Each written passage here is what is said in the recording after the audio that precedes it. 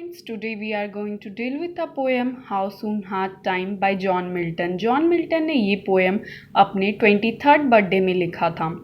इस पोएम का हेडिंग है हाउ सून हाथ टाइम, जिसका मतलब होता है कि कैसे हमारे हाथ से जल्दी से समय निकल जाता है और हमें पता ही नहीं चलता। तो हम लोग पहले इस पोएम के बारे में जानते हैं। तो ये पोएम 49 का पोएम है, ये सोनेट है।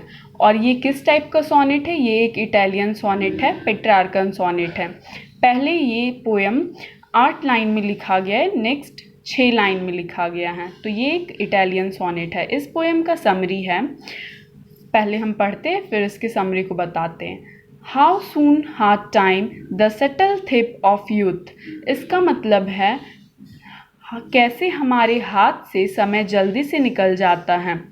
The subtle thief of youth, subtle thief मतलब कि एक क्लेवर, एक चालाक चोर। यहाँ पे पोएट समय को पर्सोनिफाई कर रहे हैं सटल से, क्लेवर से। यहाँ पे पर्सोनिफाई कर रहे समय को कि समय एक चतुर चोर की भांति आता है और हमारे हाथ से वो समय को ले जाता है। इस पोएम का सेकेंड लाइन है stolen on his wing my 3 and 20th year.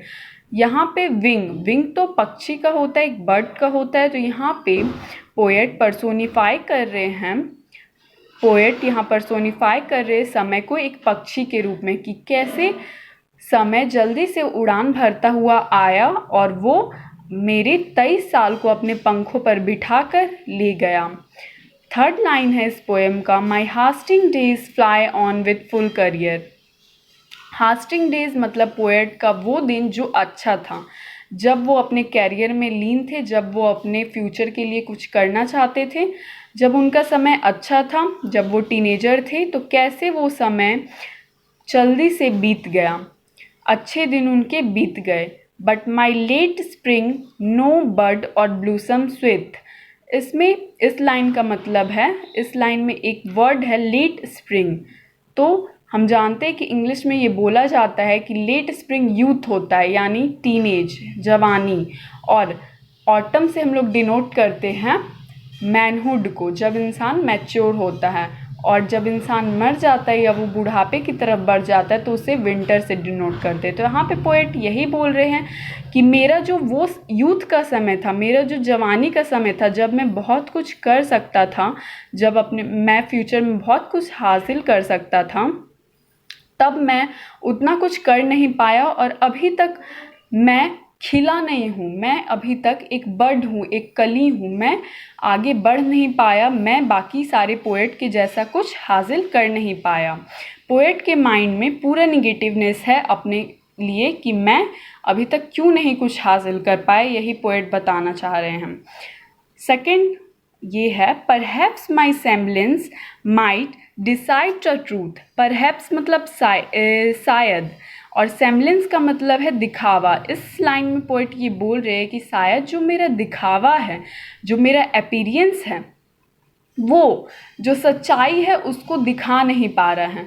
सच्चाई क्या है? सच्चाई यह है कि पोएट 23 साल के हो चुके हैं, लेकिन पोएट जिस तरह का दिखते हैं, जिस तरह का उनका दिखावा है, जैसा उनका अपीयरेंस है, वो ये नहीं बताता है कि पोएट 23 साल के हो चुके हैं। वो यही बताता है कि पोएट अभी एक छोटे बच्चे हैं, वो अभी जवान हैं, वो अभी 23 साल के नहीं हुए हैं। सेकेंड लाइन है that I to manhood am arrived so near. इस लाइन में पोएट बोल रहे हैं कि मैं मैनहुड यानी कि मैं मैच्योर हो चुका हूँ, मैं मैच्योर हो चुका हूँ या मैच्योर होने के आसपास पहुँच चुका हूँ, लेकिन मेरा अपीयरेंस इसको बयान नहीं कर रहा है कि मैं एक मैच्योर पर्सन हूँ। थर्ड लाइन है and inward ripeness doth much less appear. इस लाइन में पोएट ये बोल रहे हैं कि वो जितने मैच्योर है अंदर से, जितनी उनकी परिपक्वता है, जितनी उनकी क्षमता है, वो कम दिखती है। जितनी वो है उससे वो कम दिखती। क्यों? क्योंकि पोएट का अपीयरेंस एक जवान की भांति है, एक बच्चे की भांति है, एक इमैच्योर मैन की भांति है, ना कि एक मैच्योर मैन की भांति है। फोर्थ लाइन है that some more timely happy spirits endueth. इस लाइन में पोएट ये बोल रहे हैं कि वैसे तो मेरे बहुत सारे अपने आसपास ऐसे बहुत सारे कवि हैं जो कि कम समय में बहुत कुछ अपने लाइफ में हासिल कर चुके हैं, उनके ही उम्र के हैं लेकिन उनसे बहुत फेमस, उनसे बहुत अच्छे पोइट्री करते हैं, उनसे बहुत अच्छे हैं। लेकिन मैं अभी तक अपने लाइफ में क्या हासिल किया हूँ? कुछ भी नहीं। मैं मैच्योर हूँ लेकिन मैं मैच्योर दिखता नहीं हूँ, इसलिए शायद लोग मेरा मजाक उड़ा देते हैं कि मैं तो अभी एक बच्चा हूँ। तो ये जो 8 लाइंस था, इसमें पोएट के माइंड में बस निगेटिवनेस था, पॉजिटिवनेस की चीज़ कुछ थी ही नहीं। इसमें पोएट यही बोलते रह गए कि मैं एक मैच्योर तो अंदर से हूँ लेकिन मेरा अपीयरेंस उस बात को नहीं बताता, उस बात को झुठला देता है कि मैं एक मैच्योर हूँ, एक मैच्योर पर्सन हूँ। इस लाइन में है, इट बी इट लेस और मोर or soon or slow, it shall be still in strictest measure even. इस लाइन में पोएट ये बोल रहे हैं कि मुझे सफलता देरी से हासिल हो, जल्दी हासिल हो, कम हासिल हो, ज़्यादा हासिल हो, लेकिन ये मेरे लिए बहुत ही सही होगा। मुझे देर से मिलेगा लेकिन मुझे मिलेगा ज़रूर। मेरे जो भाग्य में है, मेरे लिए जो ईश्वर ने लिख दिया है वो मुझे ज़रूर मिलेगा, चाहे वो मुझे देरी से मिले या मुझे वो जल्दी मिले। और यही समय मेरा परीक्षा ले रहा है कि मैं इस समय में कैसे आगे निकलता हूँ, कैसे मैं अपने आप को प्रूव करता हूँ। नेक्स्ट लाइन है, to that same lot however mean or high, toward which time leads me and the will of heaven. मुझे अपने लाइफ में, मुझे अपने सक्सेस में शायद थोड़ा कम ही सक्सेस मिले या थोड़ा ज़्यादा मिल जाए, जो मेरे भाग्य में ईश्वर ने लिख दिया है वो तो मुझे ज़रूर मिलेगा, चाहे वो कम मिले या ज़्यादा मिले। लेकिन मुझे ये विश्वास है, मुझे अपने भगवान पर ये विश्वास है, गॉड पे ये विश्वास है कि वो मुझे जो भी देगा वो मुझे हेवन की तरफ ले जाएगा। मतलब उनका जो लास्ट डेस्टिनेशन है कवि का, जॉन मिल्टन का, वो एक हेवन है, वो उन्हें हेवन की तरफ ले जाएगा और वो अपने लाइफ में सक्सेस जरूर हासिल करेंगे, उन्हें खुद पर भरोसा है।